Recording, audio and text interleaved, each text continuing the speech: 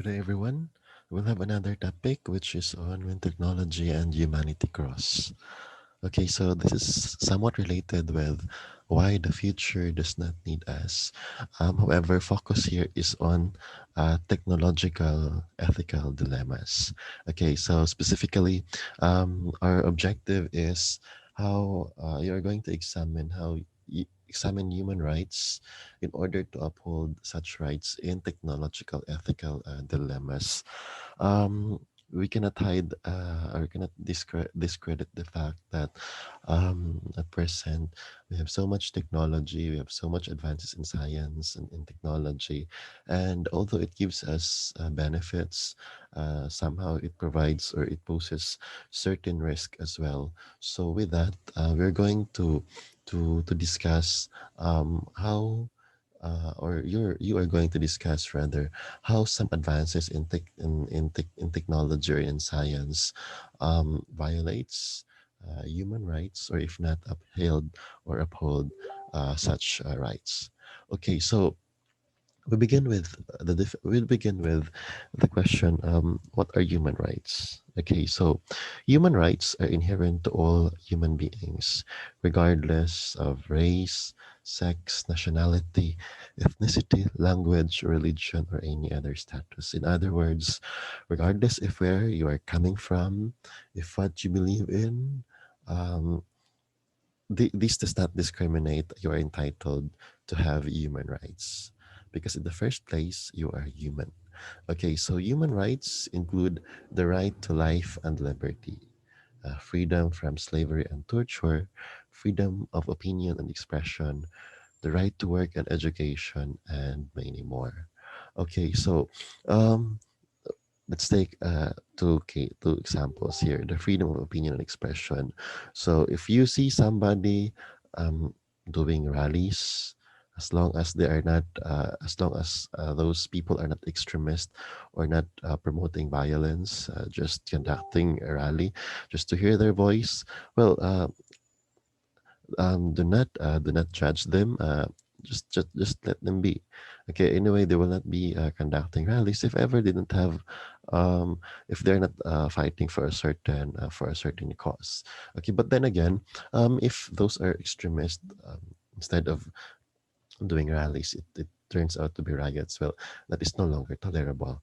Okay. So, the freedom from slavery and torture. Okay. So that's the reason why at present I don't get to see anymore people who are being enslaved or tortured. Although there are instances like this, but these are usually domesticated cases, meaning usually done within the houses. But in a large scale, it's very rare.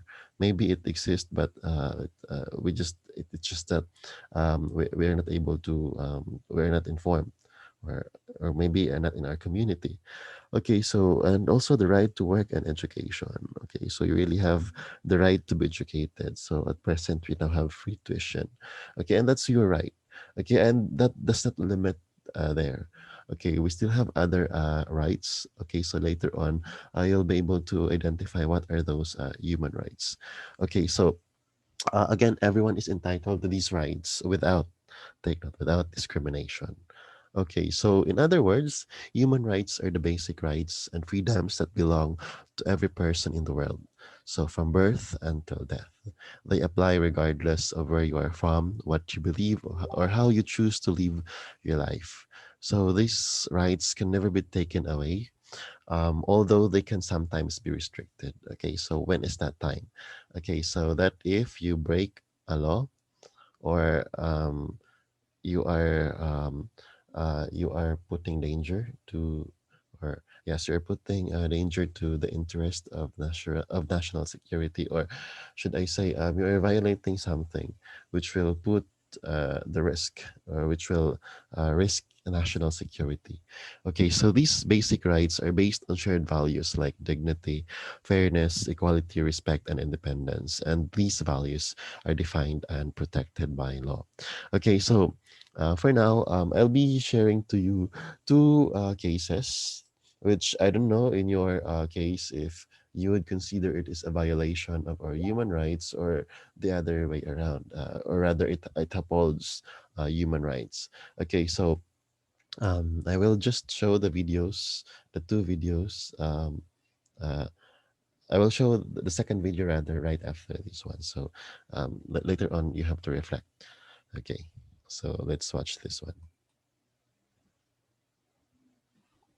Google is holding meetings in Europe on the so called right to be forgotten. They're discussing an EU ruling that allows people to ask Google to remove online links to information that may be inaccurate, irrelevant, or out of date.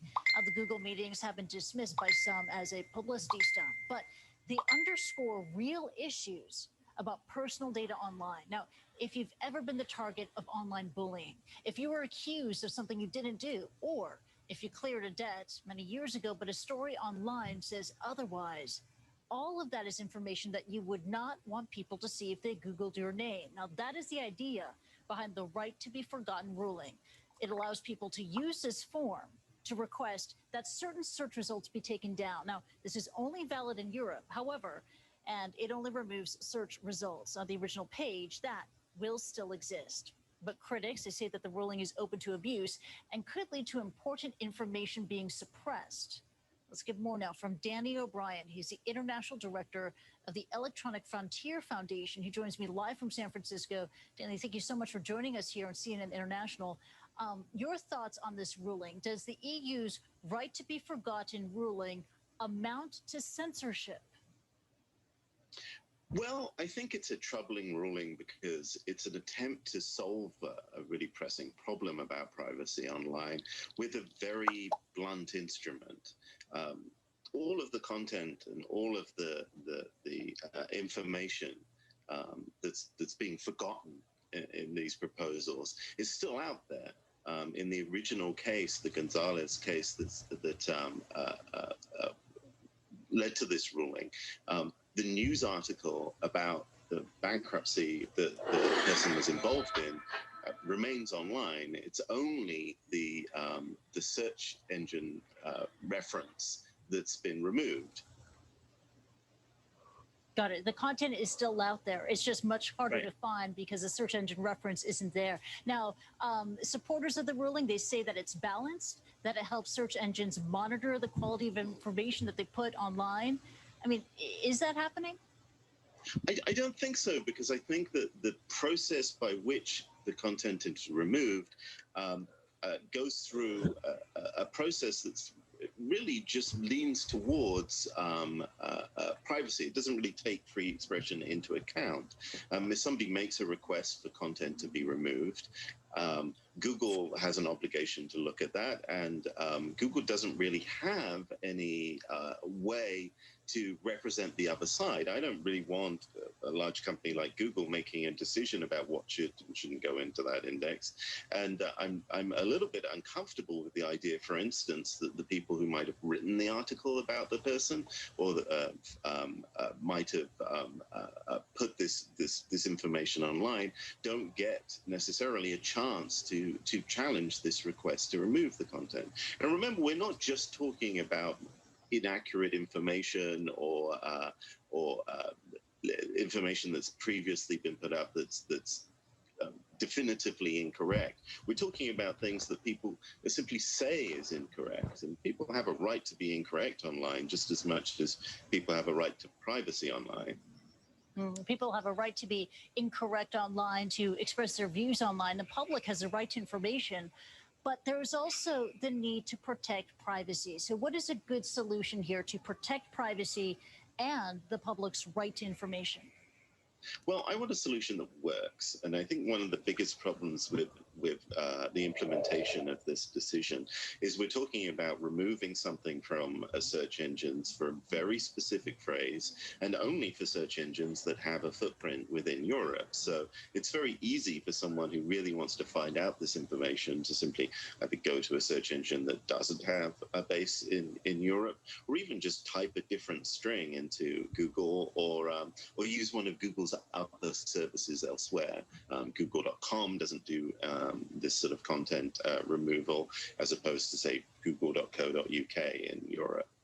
a good solution, I think, really is to go after this information at source. If you want some content removed from the internet and you want your right to be forgotten expressed, then I think you have to tackle it at source. You have to find the content that's being said about you, and then we need a legal system that enables you to challenge that content.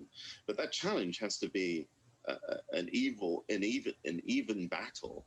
I think it has to be a battle that takes place either in the courts or an equivalent kind of a judicial procedure, not on the fact that you filled in a form on Google's website. Okay, so the case is basically, or this right to be forgotten is basically, um, I mean, the idea of this one is there are posts in Google which we don't want to be reminded, and our plea here is we want to be to remove these posts because again we don't want these to appear to reappear again sooner or later. Okay, because cases like for example you are accused of killing someone, in fact you are not, but it's already indexed in Google, and so regardless if you are going to regardless if you are not the killer, but then again it was already indexed, so when people search your name, so you will be associated to that case. Okay, so later on you're going to reflect again what are the issue what are the rights which are being violated, and what are rights which are being upheld if there are. Okay, so let us watch first the second video. Google is holding meetings in Europe on this.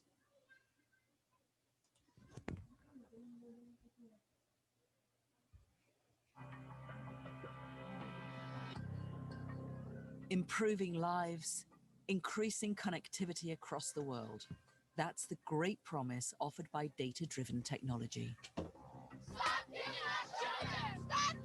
But in China, it also promises greater state control and abuse of power. Stop killing innocent people!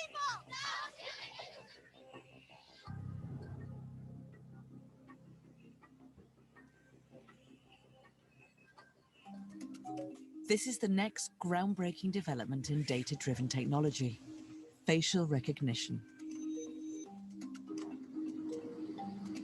And in China, you can already withdraw cash, check in at airports, and pay for goods using just your face. The country is the world's leader in the use of this emerging technology. And China's many artificial intelligence startups are determined to keep it that way in the future.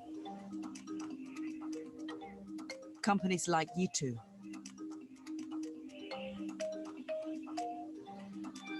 We're pioneering artificial intelligence research and innovation in the hope of creating a safer, faster, and healthier world.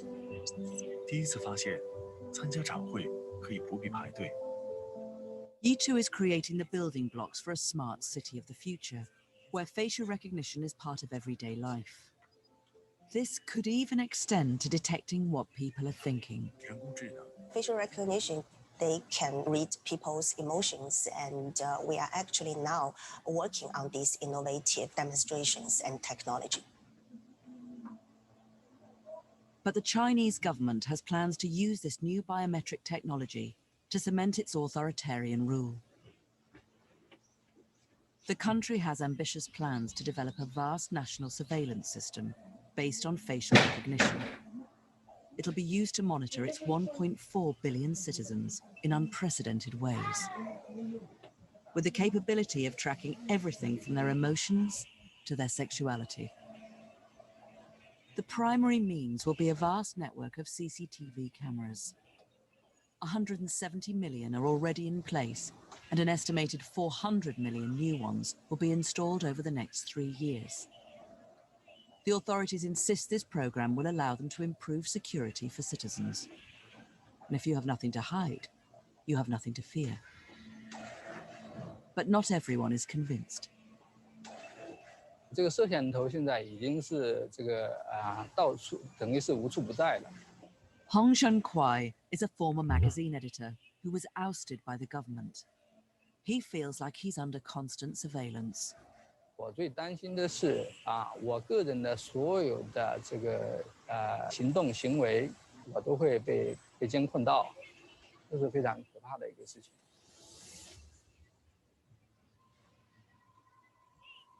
Already the authorities are using facial recognition to name and shame citizens, even for minor offences like jaywalking.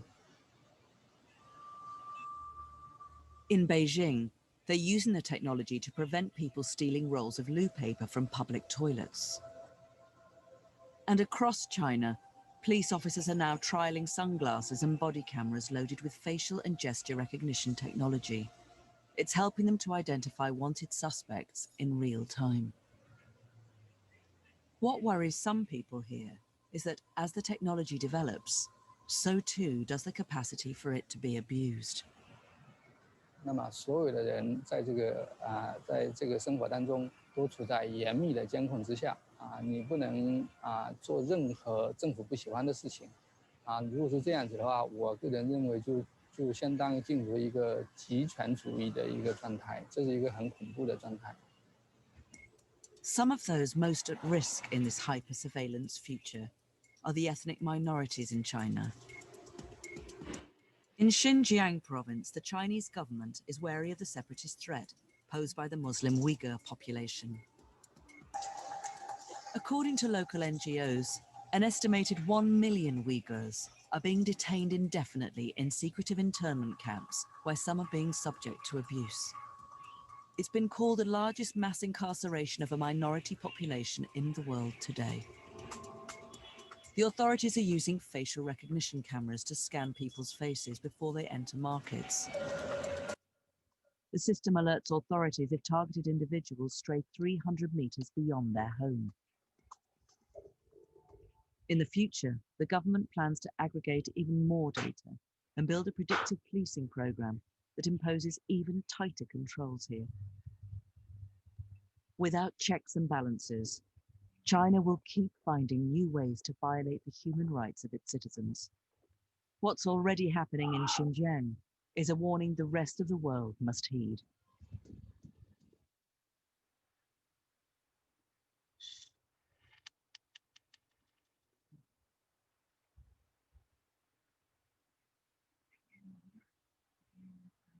Okay, so for your task, you're going to reflect on what are the human rights which are being violated or upheld through these advances in science and technology. So although the first one is not actually that's an advances because Google are able to index contents online, and again these are since these are indexed, so these are available from time to time. Okay, so with the second one, it's on security, um, the installation of CCTVs, and aside from that, um, they're using CCTV cameras for a wide range of application. So you're going to again to reflect if ever there are certain human rights which are violated, and and also evaluate as well if what are those some good benefits which we can get from those advances. Okay, so for the next task, what you're going to do is I have indicated all the human rights based on the declaration. So what you're going to do is you have to provide cases or scenarios as to how these particular rights are being upheld or uh, are being violated. So I will leave it to you. I will leave it to your creativity, or I will leave it to you um, to search for these cases again as to how a particular right is violated or upheld. So I will just give you a run through of the articles. There are, I think, more or less 20 articles containing the rights or defining what are the rights or what are the rights, what rights do we have in this world. Okay, so your task again is just um, to give examples or cases. Okay, so these are the tasks. These are the articles rather. Okay, so you just have to explore on this. Okay, so